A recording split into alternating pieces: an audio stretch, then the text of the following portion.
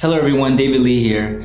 Today I want to talk about a strategy I have students use to help them build upon the ideas of others. This is a principle that is crucial in design thinking, popularized by D-School and also IDEO.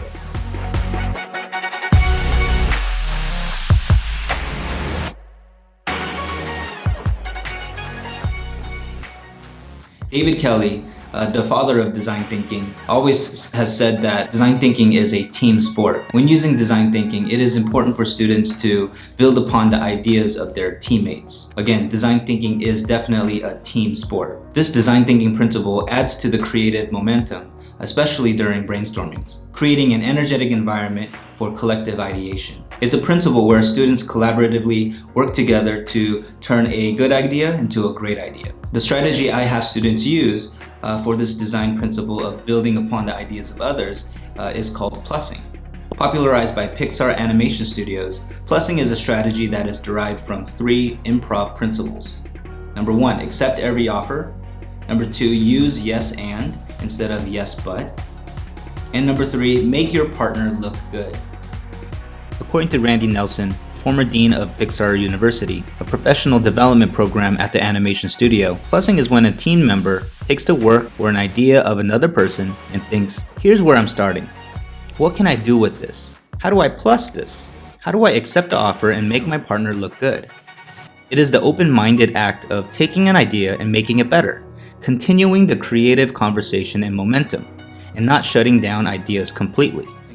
To demonstrate the plussing technique to my students, I usually draw an example on the whiteboard of 2 students working together during a brainstorming. They model the 3 improv principles of accepting every offer, using yes and instead of yes but, and also making your partner look good.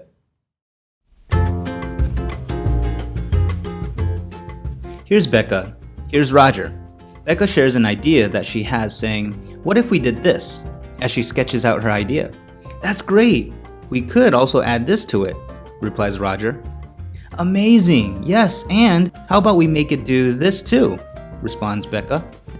As you can see, the ideas that each student shares or adds onto is represented with the star in a speech bubble. As the conversation continues, the stars or ideas get larger and larger, representing the growth and continuous improvement in quality and innovativeness of the initial idea.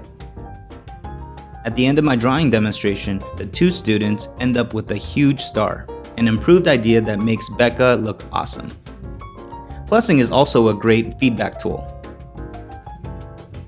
During the prototyping phase, I stop the class and have the students plus each other's prototypes. What makes this tool so effective in building an innovation-friendly culture and learning environment is that it helps students focus on how to improve a prototype, instead of simply thinking about what is wrong with the prototype.